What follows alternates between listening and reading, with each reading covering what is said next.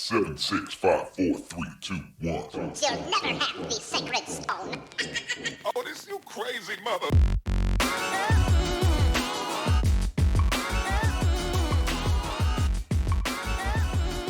Welcome, friends, to episode 138 of Color of Magic, your magic and gaming podcast, where we talk about all types of issues that affect gamers at and away from their gaming tables and computers.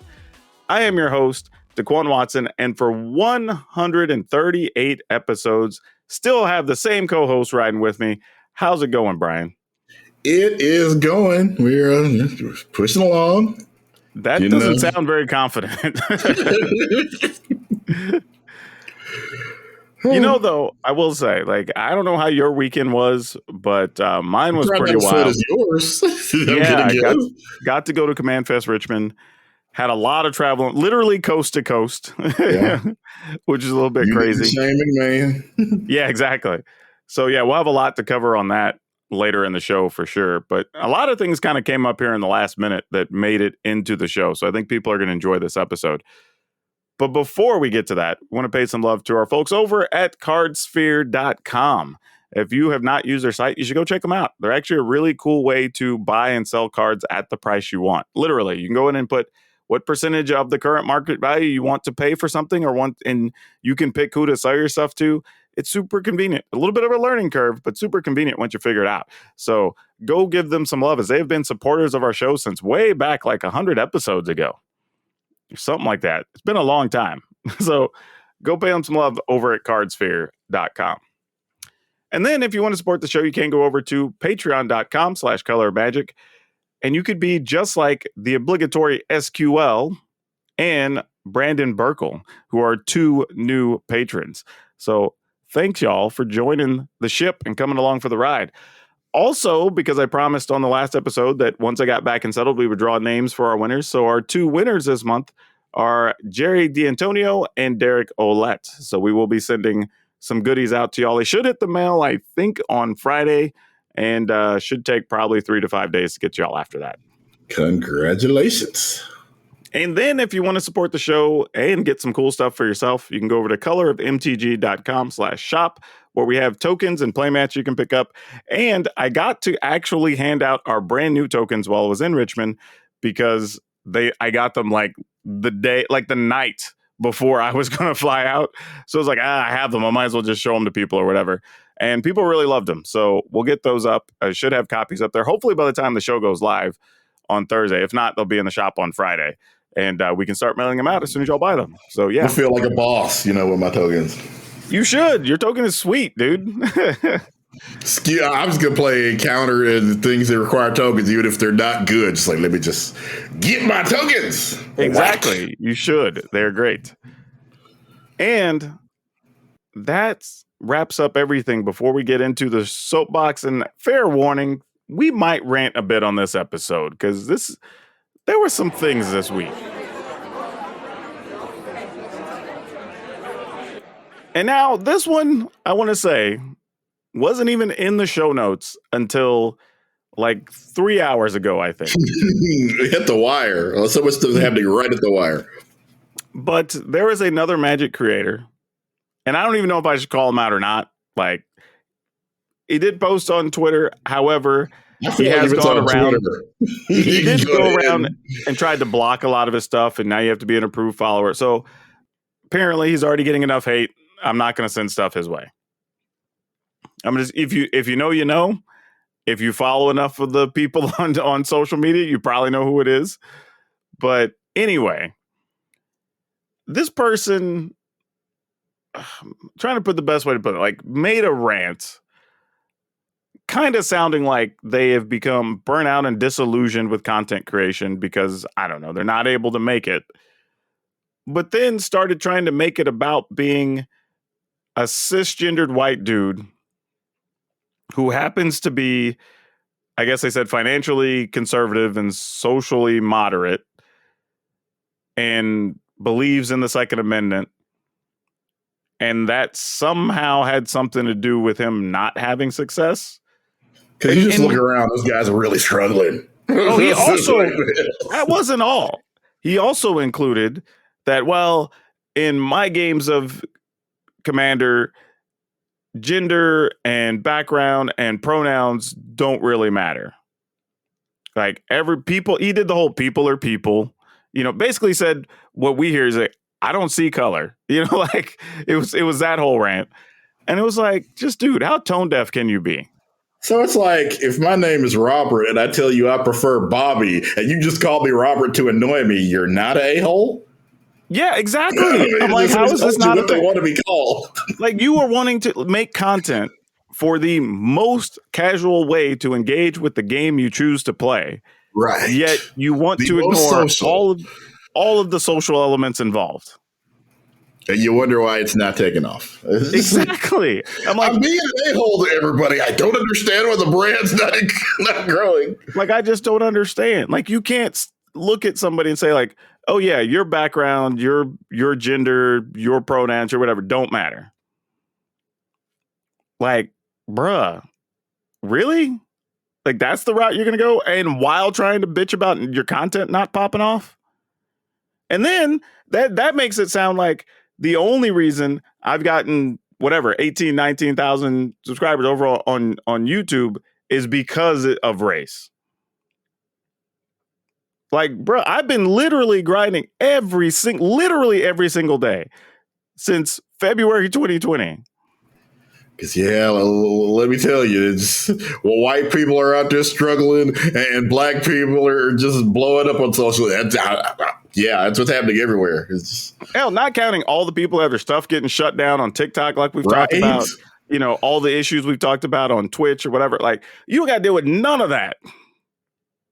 And you're going to be like, yeah, but it's one of the things that's held me back from my content growing. Like, really? Really? This is holding you back is being a jerk. For real. And we went and looked. I did my research. You're talking about somebody who has 120 some followers on Twitch, barely has, I think, 800 on Twitter, somehow has 300 on YouTube, but then I guess made all their stuff private or whatever, so you can't see anything. But you can't sit here and say like you only have that much because of these outside issues. By the way, even if you're a jerk, how many people, not just in the Magic space, but how many people have you tried sports talk? being a loudmouth jerk is an entire brand. Shoot, and that ain't even confined to race, because Stephen A. Smith, right? Shoot, he's been wrong on I don't know how many accounts, and he got put in his place this week by some athletes. Yeah. So I like. It's sort of one of those ones I just like. It's just the most tone deaf. Like, and this is the same thing I tell people. Like, when you were trying to make content, you were basically in business for yourself. And I've dealt with entrepreneurs for decades now, literally. And the one thing I have learned is that people are terrible at self-assessment. Like, when people shut down their businesses, a lot of times they're finding every single thing to blame it on but themselves. It's never, I bought enough of the wrong things, or I didn't make the right relationship connections, or I didn't participate in the right organizations, or I hired the wrong people, or blah, blah. It's always, well, this person stole from me. Or, even with the pandemic, I told people before, like, some people shut down legitimately because of the pandemic, right? But there are a lot of people who are already going to close.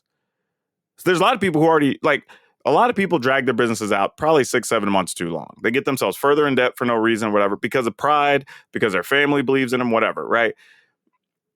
They can't bring themselves to close because they don't want to be a failure. But as soon as anything pops up that they know everybody will accept as an excuse, they're done. And that's exactly what happened with COVID with a lot of people. Yeah. This is what this feels like. COVID has become the new dog ate my homework for so many things. Yeah, my thing right now, though, is like, you have failed. And you were trying to find every way to blame it on the community for, I don't know, not accepting you or whatever, when you are from the group in the community that has the most advantages. Now, don't get me wrong. If we were talking about sports, or we're talking about, I don't know, hip hop music or whatever, we'd probably have more of an advantage. But like, we're talking about Magic, right? And tabletop gaming. You don't have that excuse. Now, the only thing I'm mad about is apparently he already got enough heat. He went and shut everything down, so I can't see nothing. But I will tell you, I saw some of his streams, and his streams weren't particularly great. because he does still have some stuff you can see on Twitch, at least as of a little while ago. And they're not terrible, but they're pretty pedestrian. Is the way I would describe him. Is he, not. I guess not only is he, not good at getting his message out there, he's thin-skinned, can't take criticism. True. But here's my problem, though. People like that, I look and say, like, look, if you've been, I don't know, you spent stuff on a quality logo, you made all these intro things, and you've made new overlays and stuff for your streams, and you're doing all this stuff, and you're still not making it, cool. You're at least putting in your best effort, your best work, and for whatever reason, it's not happening. But, I mean, he's done a little bit of work from what I could see, but it's pretty mid. I mean, just being real. And to put in perspective, I don't even think my stuff's top tier. I'm probably like, if I had to give myself a fair grade, I'm probably like an upper B, like a mid B, B plus. And you ain't even at my level. So it's like, come on, man. Like it's just frustrating to see people who don't put in the right effort and then want to find every excuse and blame it on everybody else in the community when there are people that are succeeding. And again, blame it on being a cis straight white male. Literally, like, I'm at the top rung of society where people get everything, whether they deserve it or not. So I don't know what's happening. It's tough, man. Maybe that's it. Maybe it was supposed to be easier for him, and it's not. And that's the thing that's blowing him away. I'm in the group that has, I'm the same persuasion, same color, and same sexual persuasion as 99% of Congress, half of the Supreme Court, and the current president. I don't know why I can't get over it. Maybe, I don't know, but like, this is tough because we look around and say, like, how many black folks would you say are truly succeeding or exceeding expectations in Magic content creation right now? A handful? Right? Maybe. And this isn't to insult anybody. Like, there's people out there doing good work and trying, but they're just not catching traction. And we talked about how, it isn't people intentionally ignoring them. It's what you want. The algorithm shows you the thing you watch. If you watch a bunch of white guys, it is going to continue to show you that. Shoot, I'll tell you, there's a dude who makes Magic content. He goes by MTG Blackhammer. His stuff, like his voice, he has a radio voice. Like he literally is like smooth to listen to. He has like good camera stuff, whatever. Like, dude struggles. He had to take a break, get recalibrated, come back, trying to make another go of it. And then I watch other people that are just, I mean, I ain't gonna lie about it. Some of them are just garbage. Like they're pretty low effort. Barely any editing. There's even an audience for garbage if you commit to it. Yeah, you make that part of the gimmick. That's fine. That's one of the things we learned in comedy. So many characters, at Saturday Night Live, for example, so many characters that shouldn't have gotten past the writer's room became, got their own movie because the actor committed to the character. Hey, Brooklyn Brawler was a dumbass gimmick, but dude had a career for like 15 years. So like, there's room for everything if you do it right. So many actors have played, just that Ernest T. Bass. For dating myself, but heck, Andy Griffith's still funny. How many episodes would you say the character Ernest T. Bass appears in on Andy Griffith The Quan? Oh, if I had to guess, I would say probably 10. I think it's like 5. Okay, I knew it wasn't a lot. I was like, but the ones everybody remember, when you have people will swear he was in 30 or 40 episodes because the 4 or 5 episodes he is in, he is like Urkel. He dominates the episode, and that's with Don Knotts and Andy Griffith, 2 of the best to ever do it. And Ernest T. Bass, I can't remember the actor's name. I'm sorry, but he is carrying this episode. You know what the modern equivalent is for me? When I'm watching Saturday Night Live, and Keenan had that bad talk show skit called What's Up With That? And like, it was one of the dumbest things. And I still remember it. And I remember laughing at it. And they may have done that skit like 3 times. Like, just, you get the right people doing the right thing. Like, you can make something work. But here's the other reality. Like just stepping away from this dude's rant and everything else. The reality is this may just not be for you. Like, and I've had those conversations when I've consulted with people when the first thing they ask me is like, hey, is there a way I could produce these without having to be on camera and blah, blah. And I'm already like, hey, this is already might not be for you. Right? Like you may not have the personality for this. You may not have the resolve for this because, you know, you're going to get hate and get dumb comments or whatever, even if you're doing everything right. Like this could just be one of those cases. But then to post it on socials in the groups that you're insulting and think that you were going to have a bunch of support, like that move doesn't even make sense. You're basically making rants saying, because I'm all these things, I never felt comfortable saying all this in the community and blah, blah, blah. But then you're going to post it and then be surprised that you're getting hate for it. Self-awareness, as you said, is one of in any form of business is one of the most important things to have. Yeah. And honestly, if you'd have been like, hey, here's my background, here's what I believe in, whatever, cool. You almost could have just got away with that. But when you start saying like, oh, well, all these things don't matter in my games and blah, blah, whatever. Okay, now you're just being dumb. When, by the way, there's an entire network that exists because of that group. Yes. That's all Fox News is you're selling to that specific group. It's terrible, man. It's terrible. And every local radio dial has their own version of Fox News. If you can't get over as a cis white straight commentator, I'm sorry, that is on you. You know what? I'll say this: if you want to know who it is, ask in the Discord, and I'll tell you. So if you're one of our patrons and you're in the Discord, we can have the chat over there. So I'm not, at least those are people I know that are mostly reasonable. So I won't be like sending any like hate raids towards somebody because that's not what I'm trying to do. Yeah. But and because I dropped a random fact, I had to look it up. The actor's name is Howard Morris. And yes, I was correct. He appeared in exactly 5. Well, he was in other episodes. He only played Ernest T. Bass 5 times. There you go. So yeah, man, I don't know. That one it got up under me because like, it's almost like you're devaluing everything else and saying that, well, just because you are these things or you don't believe these things or you're different than me, like it's easier for you. And it's just like, dude, like I literally should just send him a message and say, you know, here's a podcast I'd like to interest you in. Like, so you can understand, like, I'm doing all this despite all these problems. Right. And you ain't got any of these things, but yeah, you're going to try to throw that in my face. Like, nah, there was no way I couldn't mention that on the show. But all right, Brian, I'm done. I'm going to pass this over.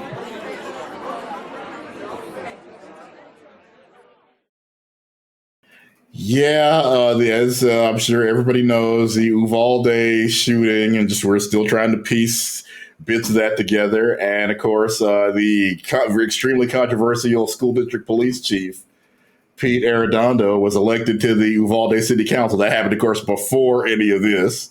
And they went ahead and appointed him because he won the seat. And they said, you know, there's legally nothing in the Texas state constitution that stops you from appointing somebody that's been elected to the council. Okay, even though if the elections were held today, he obviously probably wouldn't get 3 votes. But he missed his first council meeting. So we're already... He was not inducted, but I guess appointed to the council or sworn in secret because, again, they would like reporters to go away. You know, they would like to get back to city business. But, of course, that's all. The city business right now is trying to put the pieces of this shooting together. And, of course, the mayor, who is, I guess, pretty much kind of spokesperson for everybody, especially the small town, he didn't know. He has no idea. He's like, please stop asking me why he didn't show up. I got no idea. But this just shows this is going to be, I don't know if this guy's going to make 4 years in this council seat because this is everything he does or doesn't do is a far bigger story than it would be for anybody else up there. Dude, like, realistically, I mean, thinking about all types of things that have happened in our lifetime, all types of political things, all types of social, like, I can't think of a time where somebody has bumbled a thing, just bungled it to a mess like this. This one has been, and not just him, all the multiple times Oh, the yeah. story has changed. It's The whole been, department. That's what I'm saying. I don't think they've gotten one thing right. Like, nobody can answer a question correctly in an interview. Like, nobody can get a timeline right. Like, just nothing. Like, and I do want to say this is an extremely small town. I think there's maybe 15, 20,000 people. but that's what Somewhere makes it around. even worse. Yeah, but I just, again, just somebody that has covered that size and then covered stuff more along the sides of like Shreveport, Bossier, a little bit of Dallas. Most small town police chiefs are going to look like a deer in the headlights in the face of CNN, New York Times, what have you. But yeah, this has been it's been bad. But you know what makes it worse? Catastrophic. Is like when your town's that big and that department, I'm assuming, has at least 50 people. Like, you knew all those families. Yeah. Somebody there knows those families and those kids and those teachers that died. And they're still playing this whole game of charades, hide and seek, whatever. Like, yeah, that to me, that just makes it worse. Because at least if it's a big city, you're like, okay, we're going to hide behind all this bureaucracy and blah, blah, and whatever. But it's just like, dude, and literally nothing has been consistent from day one.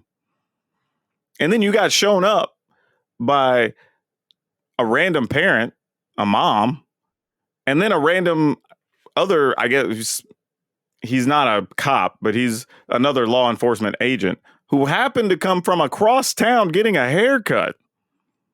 Went in there with a couple of dudes, got some kids out.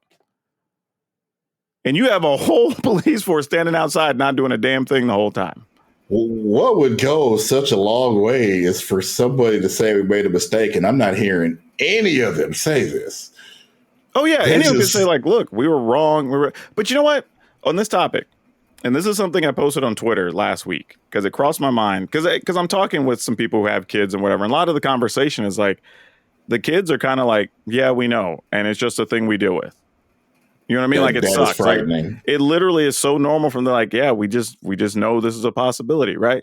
And then that got me thinking, as a lot of these shootings are from, 16, 17, 18-year-olds, have we just basically trained the next wave of shooters better than the police officers? Because think about it, like, if all these kids are doing these like shooter drills on the regular, they know the procedure, they know the best places to hide, they know where people are going to be in the building, like they know all that. So they actually are going into these situations with an advantage.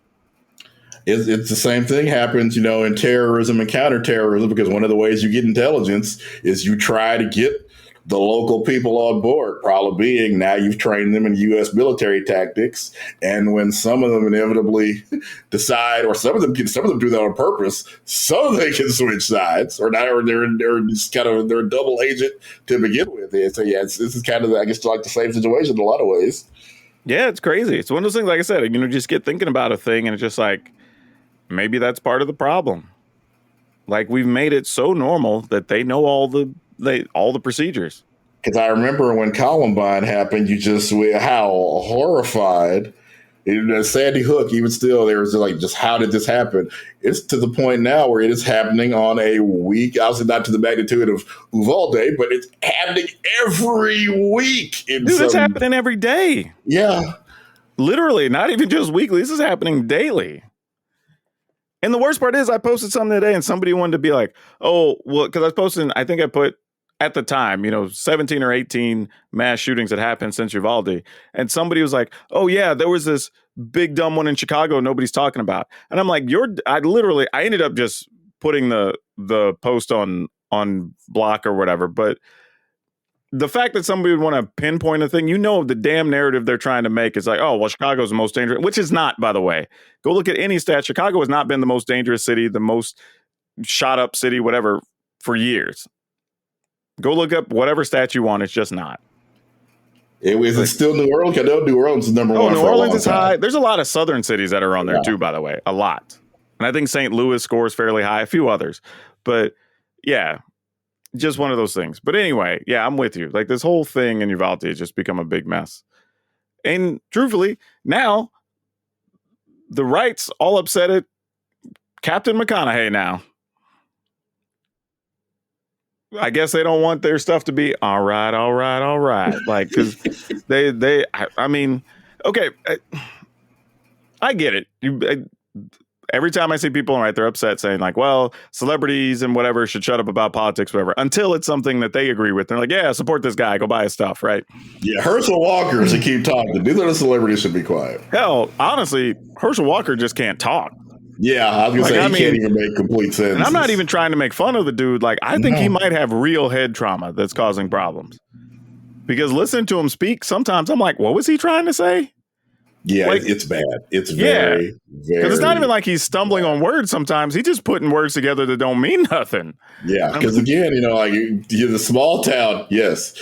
I've many, forget about mayors. There are many small town superintendents who have a hard time stringing words together. And in a town of 17,000 people, nobody cares. But yeah, if you're going to be in Congress from the state of Georgia, I need you to be able to put not just sentences, but entire paragraphs, thoughts, and yes, even coherent economic policies and things together. Dude, he's done big rallies that have tens of thousands that look like probably 5,000 people. With zero policy. Yeah, just rambling and just saying words. And I'm just like, it's not even about being for or against him. I'm like, what are y'all even cheering? Yeah, at this point, we don't know what he's for other than just, hey, Trump, I guess, basically. You know what it felt like watching him? It's back in the day when you used to watch like Ric Flair do a promo, and then you'd come back from commercial and Dusty Rhodes would cut a promo on Ric Flair, and neither one of them said a damn thing other than styling, profiling, like, and Dusty's just like doing his little jelly roll or whatever. And like, and then at the end, you're just like, I don't know what that was about, but I'm hyped for the match on Sunday. That's basically what's happening at these rallies. Like, nothing important is being said. They're just rambling about nonsense. And then it's like, yeah, go vote for this guy. And I'm like, why? What are you voting for? It's frightening, but we look like they're going to take over the Congress from the Southern United States with football coaches, former football players, and sadly, we're going for it in the South. It's crazy. We already got Tommy Tuberville, who can't even tell you what the causes of World War II were. Man, that Tuberville one is bad. I mean, that one's real bad. I ain't even gonna lie. Said, not even a good football coach. That was the thing, right? Like, if you'd have had, like, I don't know, Greg Stoops or something or whatever, I'd have been like, all right, at least I understand why people in this area voted for him or whatever. You know what I mean? But just like, come on. And I want to say this too. People don't know, but McConaughey's from down in that area. So for people to be mad at McConaughey for having anything to say when he literally has friends and family that live down there, like, he of all celebrities should at least have a right to say something. I think they start out being mad at him because he at least toyed with the idea of running for Texas governor against Abbott. And, if you ain't for Abbott, you again him clearly. And we're not going to tolerate that down here in Texas. Well, all I can say is just go Beto. Yeah, even though talking about people doing terrible jobs, Abbott is right at the top of that list. Dude, literally, he was making the price of y'all's food go up because he wanted imaginary extra checks on trucks for no reason. Like, and they just announced, I've been telling you about our power problems, that Texas now has a map of basically the high value things that can't be allowed to lose power. And they wanted us to be impressed. But of course, the reaction from anybody that was saying was, have you not had a map like that before June of 2022? Exactly. I was just about to say that. I'm like, didn't you already know that? And then all you've really done by sharing that map now is, one, said, hey, we didn't have this before. Yeah. And two, you now know where you're going to be deprioritized if stuff does get bad.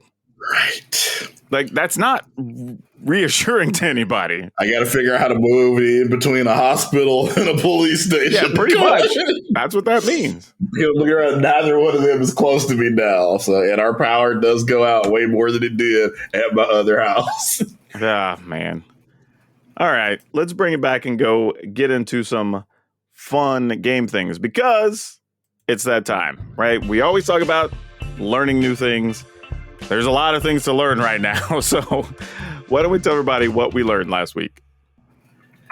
I think this may be a first for me, or this is a thing, or we're in the process of learning it. Even by the time we've aired this, we may not know everything about it yet. But as I've discussed on here before, E3 for obvious pandemic related reasons not happening this year. So kind of the default online E3 thing to go to or to watch otherwise is Summer Game Fest, hosted by Jeff Keighley, who you would probably know from G4 and numerous other nerd and video game related endeavors. And Okay.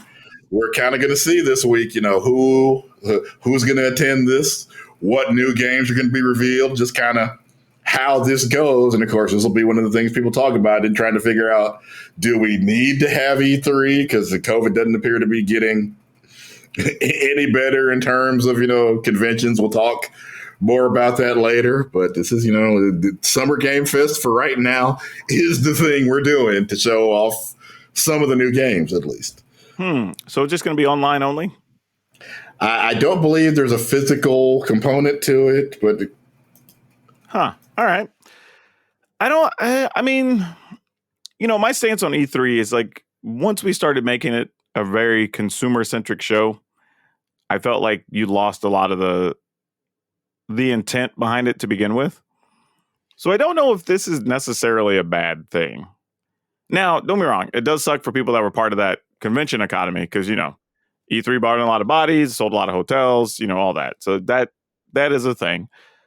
But I was always a bit dubious on like the importance of the convention, right? The more people would bring stuff up, I'm like, was that big a deal? Could they not have just told us online? Could they have done a private presentation or whatever? And like, especially in the modern age, right? Like if Sony wants to do something about PlayStation or whatever, like they could do a private thing with, I don't know, 20 or 30 industry people and then just record it and then they share it online and everybody will see it in the next 24 hours. Like they don't need to go spend all the money to go set up at E3 anymore. Like it's the people to me that really benefited from it are the smaller people, the indies. Because obviously I've been there and I've seen some incredible things from Sony, Microsoft, etc.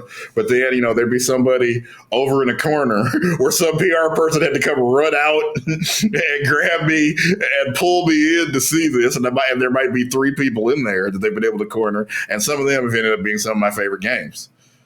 Yeah, that's fair, right? Because they do get to, for lack of a better term, ride the coattails of the big one. Whereas right? If they hold an event by themselves, let's say, for example, one of them was kind of like, if you ever played FTL, there's a game called Bounty Train. It's basically FTL only with the train set in the Civil War era. They can't hold the big show by themselves. Nobody will show up for that. But if they're, catty corner to Microsoft, their PR person can run out and grab people. Oh, I totally get it, right? Because, same thing happened for me at like PAX West. I'm walking around and, they have the big room set up with, all the crazy big games, get these huge displays or whatever. But then they have like a independent alley sort of a thing.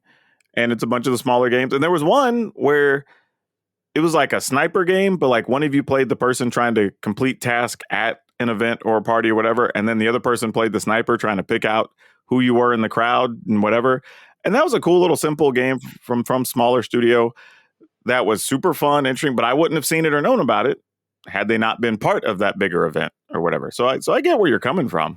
Also, another thing that happened is E3 has been around long if it's big enough to where even your local news, especially if you live in, like, for example, Dallas, major city, obviously LA, all their TV stations are going to, it's become an event that even people who don't play video games are aware of. And, in case of TV news, will throw some coverage that way. Summer Game Fest may get there one day. As of yet, it's not there because if you're not a huge gamer or you didn't watch G4, you don't know what that is in all likelihood. Your local TV news director doesn't know what that is. He's not sending anybody to cover it.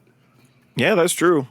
I mean, we'll see how it ends up. It's interesting. I don't blame them, though, for trying this because it may just be a case, too, of people looking at finances around E3 and just going like, is it really worth it for us to do this again? And can you monetize the Summer Game Fest to some level? And if you can, it's still going to be way cheaper to put on than doing another show with less hassle. So you might end up be better off, truthfully. But we'll see. Now, the thing I learned was grandly surprising. Actually, I guess it's a two-part thing. The first thing, not so surprising, but found out that the city of Richmond actually has an international airport. I don't know why I never considered that, but it's probably the smallest international airport I'd been in. Not that it was like, a rinky-dinky, like fly-by-night thing or whatever, but like it just, I've flown out of SeaTac and DFW and what is it, McCarran out of Vegas or whatever, right? Those are all pretty big airports. Like Richmond was not that. And is it just that I guess they're allowed to take international flights? Is really the only difference between that? And I would assume that you were able to get flights from other large international cities, because I guess that would qualify as an international airport. Like if you could get a flight in from London to Richmond, I guess that would qualify. And I'm sure there's a lot where I'm sure they have to set up, at strategic locations. For example, Montana having one probably isn't going to be as helpful. Oh, yeah. But I did also piece these together that, you have a lot of government stuff that goes on in Virginia. You probably need some place for all them to fly in and out of. So that sort of makes sense. The second part, however, apparently the city of Richmond, and by the way, feel free to shoot me a thing on Twitter or in the Discord if I'm wrong about this, but at least the downtown area had crappy internet, which was weird. Because I'm like, how do you have a city that has an international airport, so you're doing a lot of business, you have nice hotels, because we were saying downtown had like a Hilton, a Marriott, whatever, like the big names, right? And one of the first things each of us creators, when we ran into each other, we were like, hey, how's the internet at your hotel? And immediately they're like, mine's crappy. I'm like, dude, yours too? And that was like the conversation for the first, hour, everybody ran into each other. And so it must have been, and not only that, even the non-big name hotels had problems too. So it was just so weird. I don't know why. That's the only time I can remember being in a major city or at a nice hotel where even because normally you get like the crappy free internet, and then if you want to, you can pay $9 or $10 or whatever and get the higher speed internet. Even that one sucked. Like to the point that I called the front desk. I'm like, hey, if I were to go get an Ethernet cable and plug in, would I have a better connection speed? And they're like, nah, probably not, but we can give you our tech support or whatever, try to fix whatever the issue is. And I'm like, great. So I call them up. And here's the thing that blew me away. The tech support said with the happiest of voice, oh, Mr. Watson, you have nothing to worry about. You're getting our best speeds right now. Yeah, that's the problem. Yeah. Right. It's great when you're extremely worried and somebody assures you there's nothing to worry about. And I've been there with you. Dude, it was like 28 megabytes per second download. I haven't had 28 down service in over a decade. Easy. Like my phone runs at like 5 times that in a bad area. Like it was unreal. But here was the crazy part is that if you could manage all your work, you could actually get it uploaded and sent where you wanted to go, because the upload speed was like 30 up. So we had, in most cases, when I was running speed tests, I was getting higher upload speeds than download speed, which is usually the opposite. You usually can get quality download at a hotel and maybe you get like a 10 up or something, and you're just hoping that's enough to do whatever it is you need to do. So yeah, it was just a rough time trying to get stuff done. I mean, it was a hard time trying to get content done. I saw like multiple people who had been taking a bunch of footage and they were wanting to like try to stream some things and share it with people, were just struggling. But yeah, I don't know why that's a thing. The only weird conspiracy theory I could come up with is that with the government being set up out there, maybe they're hogging the internet. I don't know. Or at least limiting everybody else's internet. Like, I got nothing. But yeah, if y'all know, if it's not the whole city and it's just the downtown area, or you know why, I'd be very curious, because I think that'd just be something fun to mention or talk about, because I have no idea. It was so strange to everybody to have that level of venue. And honestly, their convention center was really nice. Like everything was good. So it was just weird. Like they're obviously set up to do larger events and high end stuff, but for some reason, no quality internet. Like very strange. But that does bring us to other topics, and let's dive in a little bit more on CommandFest. So obviously I went to CommandFest. You did not, Brian. So I figured I'll kind of go over some things and I'll let you be the voice of the people. And you can ask whatever questions you want as we go along that they might want to know. And I will try to fill in the gaps. Partly because CommandFest, like we had a Magic event back in, what was that? Like October, November, something like that last year. And that was in Vegas. And that was like the first big thing where people got together for an organized event, whatever. This was kind of the first thing that was, I guess, presented and pushed by Wizards of the Coast that we'd had in, I don't know, 2.5 years or something at this point. So there was a lot of like, I kind of want to see it, want to be part of it. There's some trepidation here. You know, there's still like the COVID protocol stuff that we're still dealing with. And I don't think people really knew what to expect. But I have to admit that overall, it went pretty damn well. And I don't know if that was a combination of everything, if it was just, you know, Star City doing a bang up job. Was it all the players just keeping everything's moving? But I mean, I only even had like one, what I would call even remotely unpleasant situation with the player. Like all the strangers I played against were great. It like all the different stuff I did was fun. I will say for me, from a personal standpoint, it was also cool to have people like, honestly, to see some people where they were like almost embarrassed to come up and talk to you. Like that was like a humbling thing, man. Cause it was like, because, you know, because I'm just a dude in my eyes still, you know, like, hell, if you ask my pets and stuff, like I'm just a guy that brings the food in the morning. But like, it was interesting to see the react and people going like, oh, dude, you know, I listen to y'all's podcast like all the time when y'all put it up and whatever, or like your YouTube channel helped me and my kids get through the pandemic or what, you know, whatever it was. And it was just like, man, that's just so cool. You know, and then people like truly like humbly asking, like, would you sign this card for me or whatever? Would you sign my playmat? And I'm like, yeah. And I'm like, hey, would you want me to take a picture or whatever? And then they were like, you would take a picture with me? And I'm like, yeah. You know, like, and I'm thinking, how is it like for people that actually are famous? You know what I mean? Because like, I'm just a dude, man. Like, I mean, don't be wrong. It's not like I suck, but like, you know, I'm in a room though that's got like, you know, Saffron Olive, the dudes over at MTG Goldfish with him and Krim or whatever, right? Like they easily lap me multiple times over as far as reach and content quality and whatever. So like to even have anybody who cared about me, you know, in that pile of other creators felt pretty good. I'm not gonna lie. It was a little bit of an ego stroke to some extent. Actually, you know what? I don't even think that's what, you know what it was? I think it was a level of reassurance that I'm doing some things right. You know, it's so much of it is relative. Like there are people, you know, for example, like there could be somebody that's the best. But basketball, it could literally be KD. I don't think my wife would know who he was. And so we could be in a room where, you know, if we go to, like, for example, a baseball game, nobody knows who we are.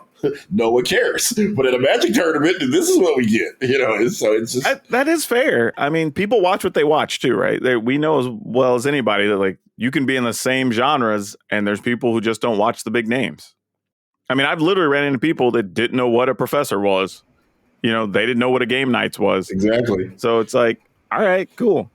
The late great radio host Kid Craddock used to do this bit. You know how, let's say somebody like Michael Jordan wants to go shopping, he can afford to have the store closed down so he can shop without interruptions. Kid Craddock would do a bit where he would see what is the smallest, most C-list celebrity he could get somebody to shut the store down for. And it was great. That's actually kind of awesome. He would call me like, I think the worst one was he got somebody to agree to shut a store down for C. Thomas Howell, the star of Red Dawn. That's kind of cool, though. Who probably hasn't been in anything significant since Red Dawn, but... Yeah, I don't know, man. Like, I that would be a cool experience. Just be like, you walk in and they're like, lock the doors, let these guys shop uninterrupted. Like, but yeah, I don't know. It was really interesting. Right? Just to see. I do wonder where it goes from. That's so cool. I can't believe people want to storm me to. Okay, I'm tired of it now. Close the door so I can shop. Right, I wonder how long that takes. I don't know if I talked about it on the show, but like I remember when I was younger, and they used to televise stuff from like Michael Jackson's concerts and stuff. And I remember seeing because they were doing like the pre-show montage of stuff or whatever, and you saw his like cavalcade of limos or whatever, because his whole entourage and whatever, they all went in like 10 limos or whatever, and people were just passing out. I mean, literally just like falling out from, you have security that's got to go get people out of the way or whatever so they can get medical attention. And I remember asking my mom, like, why, like, what's happening? Because I remember being like, I don't know, like 10 or 11, and it just wasn't making any sense to me. And she was like, oh, well, they think Michael Jackson's in the car and blah, blah, blah. And so now I'm just like, so you think somebody's in a car and you're going to pass out? But then next level brain kicked in because I'm a nerd. And I'm like, they have tinted windows. Like you can't even see who's in which limo. And my mom's like, I know, son. Like just the way some people are wired. But as I got older, I started thinking, imagine being to that level of popularity, right? Where you touch somebody and they pass out. Yeah, is there anybody that's that level of popularity for you, or you would just have to fall out if you met them? That's a good question. I don't think so, but I've also met a lot of people.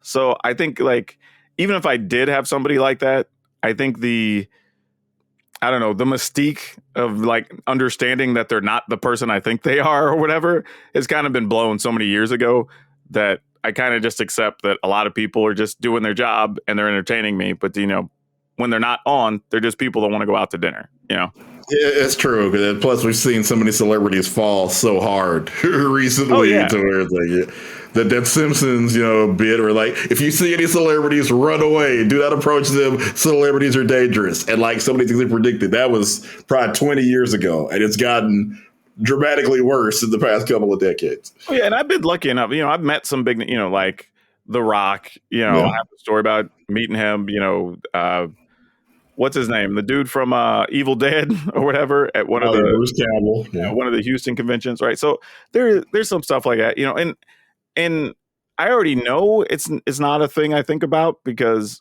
I remember telling stories from when I've worked conventions or whatever, and I would be describing people and they'd be like, wait, you mean you got to talk to like Chewbacca or blah, blah. And it's like, yeah. They're like, did you ask him about this? I'm like, no, we wanted to talk about football or whatever. So, like all the dude did was talk about his job for 8 hours while he took and signed things.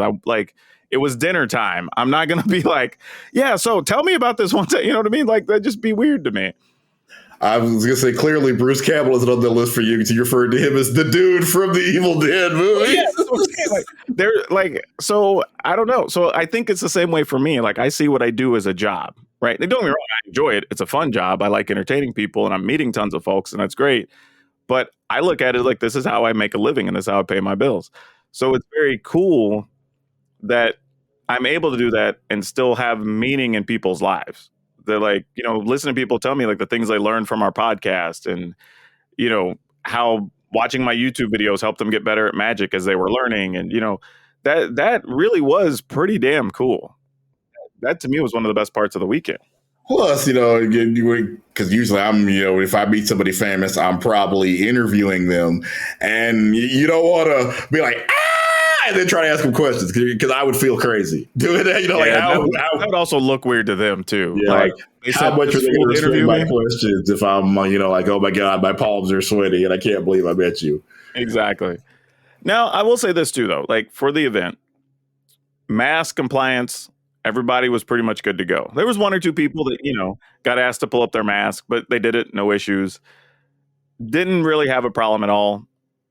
There was a little bit for people that were like waiting in line to get in on like Friday morning, but whatever. They're not technically in the venue at that point. So, but yeah, everybody did their thing. The lines moved fairly quick considering, they were checking for your vaccine cards and all that stuff. Though it was a little weird because I did like pre-register, so they had that information, but then I still had to show it anyway, which didn't bother me. I showed it to them, but it was kind of like, what was the point of pre-registering to speed stuff up if I was going to have to show it anyway? But it is what it is. It was fine. But yeah, the staff was really nice. The Baldur's Gate set, people had a bunch of fun things to say about it. Okay, good. There you go. You jumped to one of my questions. So good job. Good looking out, Simpsons. Yeah. Precognition. We actually also, like, there was being on the Commander Advisory Group. One of the things we kind of were keeping our eyes on was how did things look from a competitive standpoint, also from a casual standpoint. And honestly, everybody had a good time. Like you saw big dumb things happening at the competitive tables, you saw big dumb things happening at the casual tables. But the way they were happening, all groups were happy. So I don't know. It felt like one of those things looking around the room, because this is one of the first times again that the Commander players have had the opportunity to do anything since COVID. And it's one of those things. I remember talking to somebody and saying, I think what we have to get people to understand is all those people say Magic's dying and Wizards are killing the game. Or like, dude, people have been saying that for 15 years. The other about every game that's popular. Not Madden's been dying for about 20 years too.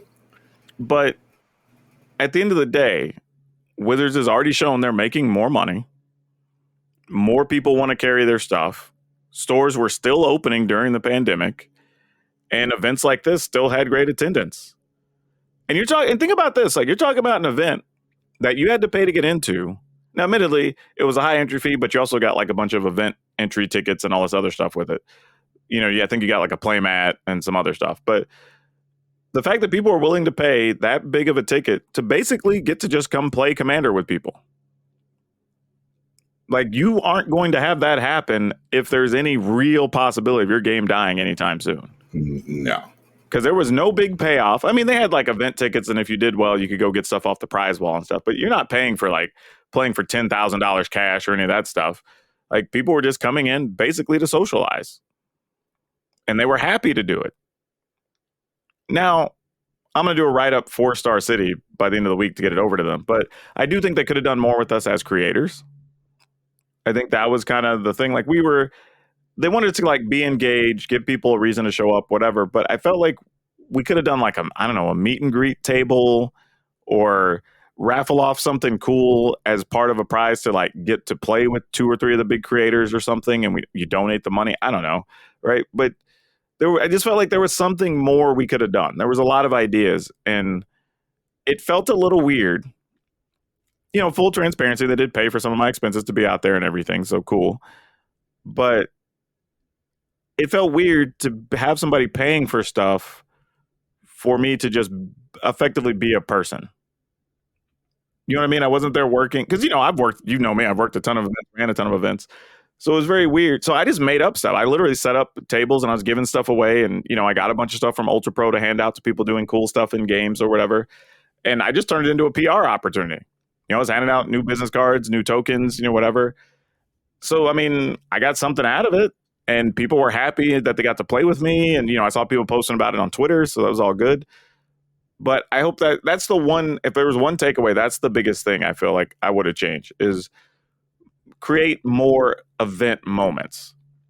Because I think gamers as a whole we have a fair amount of the community that's socially awkward. I don't think that's weird to say. And you're asking people to come in and kind of, to a large extent, unless you're playing in the on-demand pods or whatever, to like facilitate their own experience, right? They have to come up and find people to talk to them and ask them if they want to play a game or find the creator and say like, hey, would you sign my thing or whatever? And, be real timid. Whereas if you at least had things preset, it would make it a lot easier on people, I think, and give them more of a reason to show up potentially. But yeah, otherwise, I mean, food. Oh, by the way, food was killer at this place we went to called Lily Pearl. Yeah, that sounds like Lily Pearl sounds like they can cook. Yeah, for real. Like I think that was the name of somebody's grandmama that started the place. Because dude, and I'm not even joking when I say it, because we all got like larger portions. Well, first off, the portions and everything were already big, but people were sharing some stuff, and and like, I mean, it didn't matter if you were vegetarian dishes, the fried chicken, like all of it. Like everything was good. So yeah, if you're in the area for Richmond, that is my food recommendation is go check out Lily Pearl. It's all of like, I don't know, 3 blocks, maybe 4 blocks from the Hilton downtown. So if you're already in the area, it's easy to get to. Insanely good. Like one of the When I best. ask you who's cooking and you say Lily Pearl, I ain't gonna ask any other questions. Yeah, I'm if you told assuming, me somebody's grandma named Lily Pearls at any restaurant, and I'm like, I'm at least gonna go try it. right? like for real. At least the odds are pretty high. This food's gonna be banging. Like let's go try it. But you're talking about when people say food was bussing, that food was bussing. Like for real. Like I mean, not dude, I'm not even exaggerating. Not even like one of the items was like, oh, that was all right. Like no, everything was good. There was nothing that was mid tier. There Like you go. at worst, everything was A tier with some S tier options. Like that's the kind of place we're talking about. Even the drinks they made, like they brought it over and I got one and I was like, this place is going to be dangerous if you're a drinker. Like even the drinks were so insane, like super flavorful, and you could even tell they had some alcohol in some of them. I'm like, this is not a place that you should come to if you cannot hold your alcohol. So yeah, all of it was great. So fun experience overall. The only thing for me is, like I said, I wore my mask everywhere. I was pretty careful about when I was unmasked. It was just that one time at dinner, and then in two small groups that were in like people's hotel rooms and stuff after the fact. But anytime I was around like a crowd or people I didn't know or whatever, like always in a mask. But that did lead me to a thing I wanted to bring up and ask is, does smoking or being a smoker contribute to higher odds of getting COVID?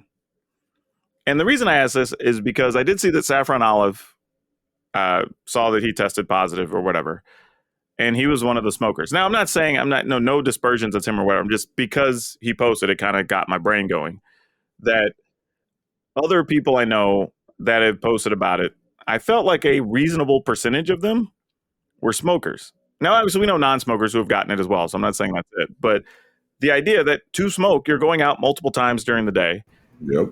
You're probably around other smokers because Exactly. a lot of times people, you smoke in groups. The smokers I saw were definitely around other people, small semicircles or whatever, and you're breathing smoke, your breath that you can see in the direction of other people.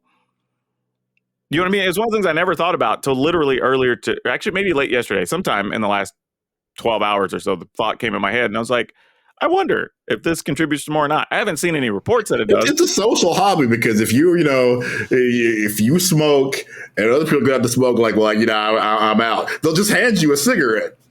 Yeah. So I don't know. Like, whereas like if I'm sitting there, like let's say other people have food and maybe they don't necessarily just hand you a biscuit, But, yeah.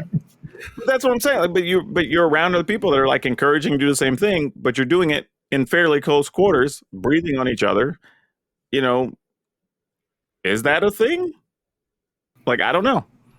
It wouldn't surprise me again because of how social the habit can be. Because again, it's just when you talk about like being in an event, who goes out to smoke alone? Almost nobody. Somebody goes with you. There was almost always a group of like 5 to 8-ish people at some point when I would pass by. That's even more so because it's banned so many places now. So, that pushes the group closer to, because it used to be like back in the when we were growing up, you could just pull out a cigarette anywhere and nobody gave a crap. People forget there was a point where you could smoke on airplanes. Exactly. Which is wild to even think about. Yeah, you think about that now. Inception, mind honestly, blowing. like, imagine you're just on a plane and like 30 minutes into the flight, you just reek of smoke. Like, isn't that crazy to think that was even a thing? Right.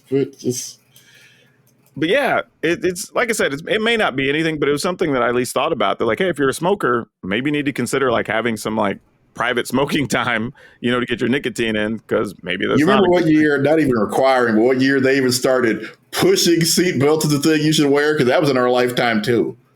Oh, I know there were still cars that were made during my lifetime that didn't even have seatbelts. You had to get like the aftermarket thing installed or whatever. So, I don't know. But yeah, overall though, I will say convention was good. Very lucky. I've already tested negative for COVID a couple times since I've been home. Everybody in my immediate social groups that I socialized a lot with all tested negative. That's excellent. Yeah, there's only 1 or 2 people that I would call like maybe 2 levels removed, our what is it? Our 6 degrees of Kevin Bacon. They're 1 or 2 degrees outside of my groups, and those are the only people I know of. So there's that. So yeah, I don't know. overall positive experience. I'm looking forward to the next one. I think when I got done, I really felt like both, okay, I'm ready to do this again with a different mindset now that this one's happened. But then the other part of me was like, I kind of need to recharge because I could barely talk right now. Because I talked to a lot of people throughout the weekend. But let's hit another order of business real quick, and then we'll get to the dinner table. So we had two pieces of Magic news that kind of got dropped here very quietly over the last day or so. But Winota and Expressive Iteration were banned in Pioneer and Explorer. So that was kind of a big news. And I don't think either one really caught people off guard, considering Winota was also already banned in Explorer Online. Yeah. But we didn't touch the whole cat oven situation. And that seems to be more bothersome to me. Like, don't get me wrong, these cards were good. They probably need to be on the list till we get more cards in the formats or whatever. Fine, But yeah, like the cat oven thing, like my problem with cat oven is even playing it sucks. Like going through the loops and like, okay, I got to remove the treasure, put this cat into play. I'm going to get rid of it with the oven and blah, blah, and generate a thing. And even playing against it's pretty bad. Even when you win, the games still feel grindy and long. Like, it's just not fun Magic. And I'm just like, well, just ban the cat. Just get rid of it. Like, that would solve so many problems. And it's not like you're really hurting anybody because isn't the cat like an uncommon or something anyway? So I believe so. Yeah, so it's not like we're really harming anything by doing it. Like, we need to just do that and get that out of the way. Except for people who like cats, Daquan. Dude, now with like cats, I'm getting 2 more because we had to put some down over the last few years, and we're gonna up our cat count around here. But even I'm a guy that's just like, yeah, we still got to get rid of the silly cat in Magic. Like, I don't know why we didn't, but it needs to happen.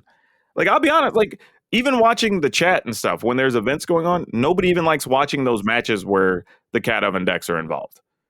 Like, there's just nothing positive for anybody. So I don't know why we're holding on to it at this point. Maybe they feel like there has to be at least one deck in a format at a time that people just rally around and hate. Maybe, but even by Wizards' own thing, having done work for them for an event, they don't even want you to talk about decks like that when you're doing coverage. They don't want you to make somebody out to be the bad guy or whatever. So just like, even that doesn't even hold. So, yeah. Well, we've discussed like holes in their coverage, and that's one of the big ones, is telling people you can't make somebody the good guy if they're playing the deck everybody hates. It just can't be done. I don't even know if it's so much that as much as it was just like, don't make people feel like they're being attacked for their choices and blah, blah, and whatever. But like, having gotten the opportunity to do coverage for like Channel Fireball, CFP Pro Showdown and stuff like that, I felt like having the freedom to just be like, okay, I know the community doesn't like this deck right now, so I'm purposely just going to root for the other person, right? And we just made it into a big fun thing in the chat, right? We just went with it, had fun, and just like, oh man, looks like the hero's in trouble or whatever, and blah, blah, and people had fun with it, right? They know I don't hate the person that's playing the other deck. Like, they're not stupid. It's just they're playing the deck type that is the bad guy at the moment. That's okay. And again, taking cues from every other form of competitive stuff. I don't know of anybody obviously there's things that, for example, the NFL doesn't want you to say, but they'll absolutely point out when, hey, we're in Arizona and this place there's more Cowboy fans here than there are Cardinal fans. They'll do that. Or they'll bring up history of like, well, the last time these teams played, so-and-so tried to take this guy's head off on this play. Yeah. So he definitely hadn't forgotten that. And blah, blah, they're not going to say makes the coverage better. Guy, but they'll give you some context for like, it happens. Otherwise, you're watching it and you're like, why are people hating on this person? Yeah, exactly. So like, I don't know, man. It's a weird thing, but my next on that list is for real. Let's be done with cat oven shenanigans. Let's just get rid of the cat. I don't think the food decks as a whole need to go away. I think that mechanic is fine and that deck type is fine. I don't either because I play food, but I'm kind of biased. Yeah, but the deck's trying to take advantage of just the cat loop or whatever. It's just not fun. It's not good for the game. We need to just get that out of here. Now, some other positive news. They had pushed back Unfinity, which is the next unset, and we didn't really know where it was going to go. And they gave us an announcement. So October 7th, I believe, is the day that we will be able to pick that up in stores. So you can keep an eye out for that and try to get your hands on those Spock lands because those things look ridiculous. I'm betting those will be the most expensive shock lands so far. And this is a set that's not even really tournament legal. So this is going to be a wild ride when that comes out. But yeah, I'm definitely going to try to get me. I might try to get a couple boxes of it just to get my hands on enough of those lands and see what happens. Because I think those are going to be really worth it. But all that being said, that brings us to our dinner table conversation. And I'm not totally sure the best way to approach this, but this came to my mind because we were over the weekend talking with some different, and I'm not going to name names or anything, but there was a situation with, not at this event, they were recanting a previous event that a party that was not present. So I want to be completely clear about what I'm talking about here. But a situation had happened that was being recanted to me about a female creator and a male creator that apparently had spent some amount of private time together during the event, not to do anything adult, just normal stuff. But stuff came out later that then the woman had kind of put the dude in a bad spot with some stuff she had said or whatever, and like kind of got ugly. And that got me wondering, we don't see a lot of male female creator combos working on things. And I wonder if it's situations like that discourage that stuff from happening. Because, I mentioned in the discussion, like, I'm already paranoid. Like, if I go somewhere with somebody, I make sure people know.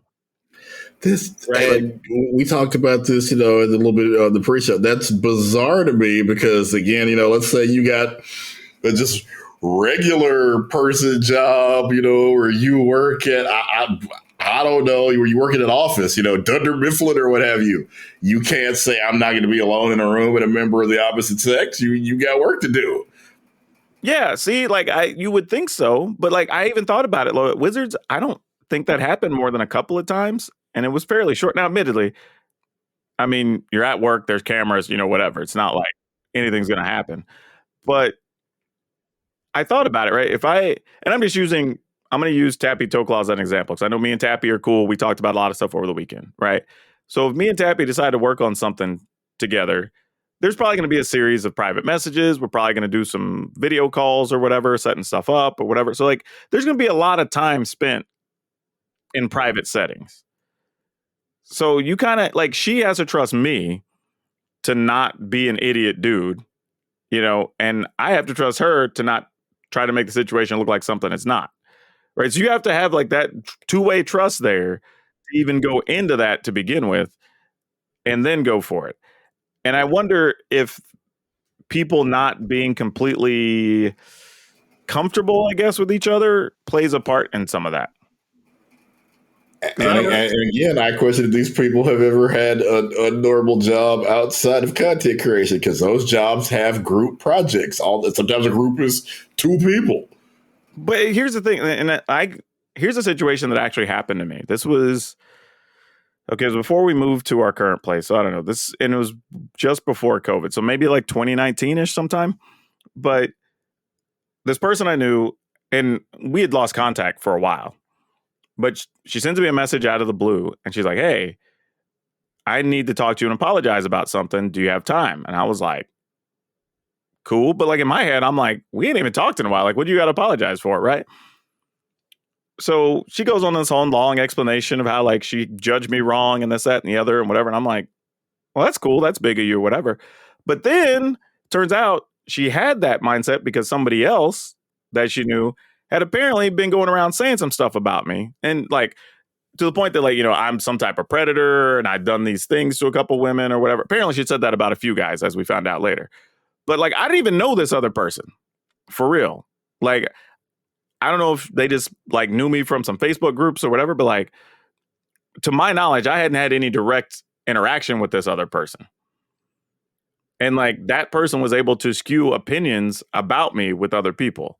Now, the good news is the reason this person came and apologized to me was because I guess it had come up in conversation with other folks and they were like, "You mean this dude?" Right? And then they were like, describes me like, "Yeah, it's the same dude." And they're like, "I think you got it confused with somebody else."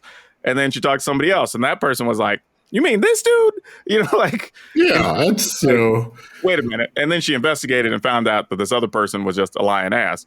But I wonder how often that happens. Like, because I was thinking about, like, obviously, I didn't even know this was a thing until somebody came and told me. So, like, where do things originate? What do you have to be careful? Because, and that's like not even having contact with somebody that made it even worse. So I get how people can be paranoid about things happening on both sides. Truthfully. Yeah, I mean, I get that, but just again, it's like in the real, and to a large extent, content creation is not the real world. In the real world, men and women are working together every day. Oh yeah, yeah. But I also feel like I was saying at Wizards, I feel like on some level, we were all kind of like, I don't know, vetted to some extent. You know what I mean? Like we'd been through the interview process, like we'd had our bosses sign off on things for us to work on projects or blah, blah. We all had budgets to protect and all that. Like there was some level of accountability there that we don't really have as creators. Like we kind of are our own accountability, whether that be us or the community, but like that's kind of it. There's nothing else. But like I would have no problem with it. But I do understand where like if I don't know somebody well, it could be a little concerning. Like actually, I'll tell you, there's an example coming up of this actually. I've been talking with the dudes over on Tabletop Jocks, Joe Johnson and them. And he's invited some of us to come down at the end of June to work on a thing on the YouTube channel and some other projects, that I'm going to pitch that we're not talking about yet. But some of the people I'm going to be down there, I'm like, hey, you're going to be down there too. You're coming into town the same day I am. Do you want to just split a room? And two of those people are women. I don't know them that well. I know them to be a pretty good character, but I'm just like, there's still like a little bit, like, I'm not going to lie, there's still a little bit at the bottom of my gut, just as like, I'm going to be extra careful. You know what I mean? That's a whole different situation. Yeah. But like, we're not doing anything, getting them space. So they have their own room and all this stuff. But like, still, there's just like a little bit, you know what I mean? Like just a little. That I get. And that's, to me, I try not to share a room with anybody. And it's not even a thing where I'm scared that somebody's going to kill me. It's a thing where literally, as somebody with 3 kids, one of the reasons I take shows is to get out of the house. That's fair. Like, there are things I've, shows where I didn't need the money, didn't want to do the show, but hey, I get to go to another state for a little while. You've got a whole different reason for that. Yeah. Like, and I will say this, like, I have no issue, like, there's no distrust in my household or whatever. Like, everything's good on that front. So I don't even have to worry about that. But it's just the perception that I think a lot of people have of it. And it's funny, I did that, and one time I took one of those shows, and we got there and found out the hotel we were booked at, it's a casino resort, they had forgotten to book us rooms. So I still had to share a room with like 4 other actors. Got him. It's the only reason I left the house. And yeah. But okay, so here's the other part of this, all right? Because of that, we do end up in these situations where some of the women that are trying to come up aren't going to get as much recognition. Because, we know as well as like the majority of the upper end of the community is dudes. Yeah. Right? So the women almost have to work with some of the dudes to get that recognition. Absolutely. Call outs, be on some of their projects, whatever it is, to at least get face time in front of more people. So if everybody's not working together and there's not some level of trust, it gets harder to build certain aspects of the community. And I will say stuff like, content creation, and I guess show business in general is one of the rare forms of employment where you can rise to the top of an industry, even when it's known that women shouldn't be alone in the room with you. Bill Cosby, Joss Whedon now, apparently. Sad but true. You just, where else could you make it? Probably without hey, we can't let him be alone in the room with any women. There just don't seem to be married. How far can you get in the corporate world with that? Not very far at all.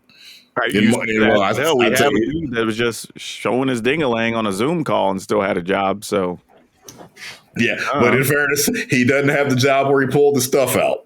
That's true. He doesn't have that job anymore. So, none of the people at CNN saw his stuff unless they chose to go hunt down the Zoom video. Or the place where he pulled the stuff out during the New Yorker Zoom call. And they immediately like, nah, we've seen your junk. You can't work here. I can't get over that. Like, I'm just thinking, I'm still amazed. how horned up do you need to be to like immediately when that call's over, you're like, all right, I got to handle this. Like, I mean, like, or maybe like, does he just really love politics? Does it excite him sexually? I don't know. That's crazy. But yeah, I don't know. It's just one of those things. I think we do need as many people in our communities working together, helping each other grow, doing all that. But I think that also comes with like having to overcome some social hurdles and I don't know.